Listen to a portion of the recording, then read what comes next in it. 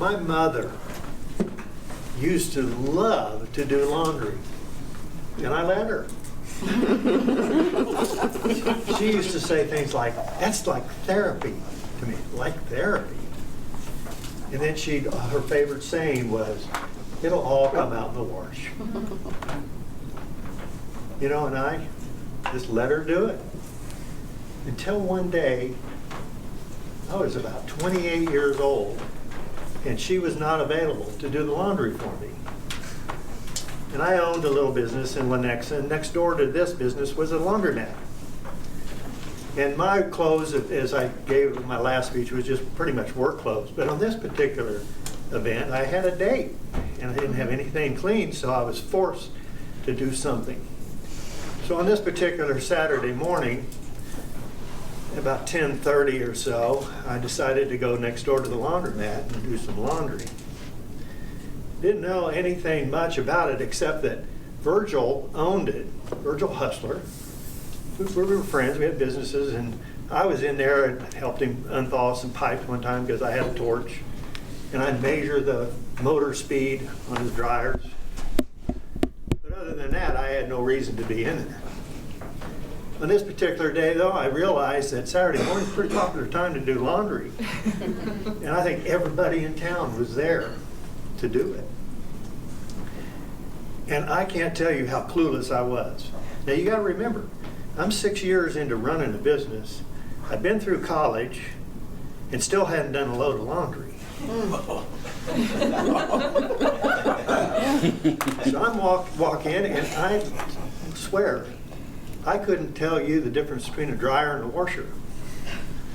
So I wait, and I see something that looks okay. I got that figured out, and I pick out one that was only available, and went over and looked at the instructions, bought a box of soap out of the vending machine, put my pair of slacks and shirt into the washer, put the soap in, turned it on, and I was going to go back to work for a little bit while it ran. But I thought I might want to stick around to see if it got started all right. Through the window, all of a sudden, turned snow white. A lot of soap. I said, "Oh, it's working. We got it going." I was pretty proud of myself. Until, as I was sitting there in that chair right across from it, I noticed a little stream of soap bottles coming up out of the top of the machine.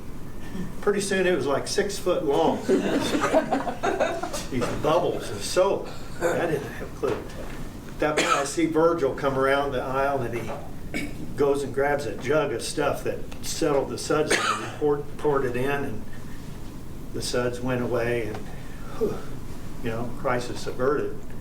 Because it, to me, it reminded me, if I look at it today, it would be like a Lucille Ball skit, with all the funny things that can happen, because everybody was looking at me, and I was turning red.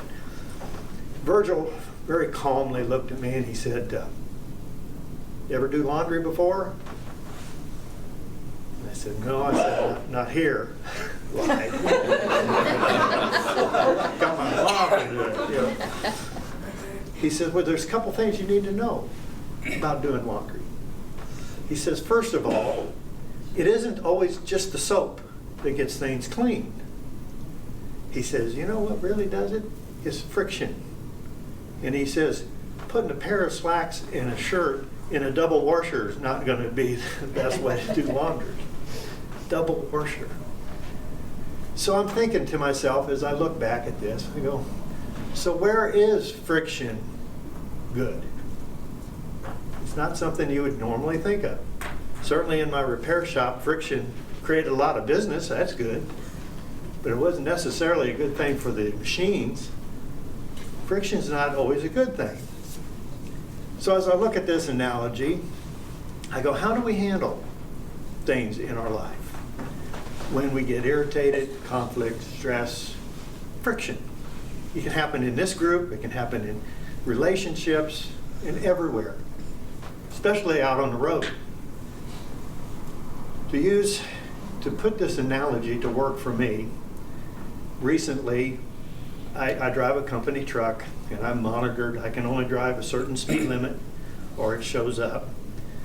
And I noticed a little minivan right ready to crawl up my tailpipe. You know, it happens, people tailgate. But as I was driving down the road, I said, don't she understand that I have to go a certain speed? And then what really blew my top was I looked in the mirror and I saw a wreath on the grill, Christmas wreath. I'm going, this all was just too much. So my issue is, how do I respond to that? How do you respond to those irritations that happen all the time? You know, there's a couple of choices. But one thing that I have learned and have worked with is that, first of all, you got to feel it. You know, I looked in that mirror, I said, what do I and what don't I know about this person? You know, maybe there's some certain situations that I'm not aware of. But as I go to feel it, I go, okay, I feel like slamming on my brakes and really getting to know them. And after a little bit of consciousness and, you know, things go through my mind that maybe that would be the best thing, I start looking for the message behind it. And the message is that, hey, I don't tailgate other people. I give them some space. I try to do that not just in driving, but in other things.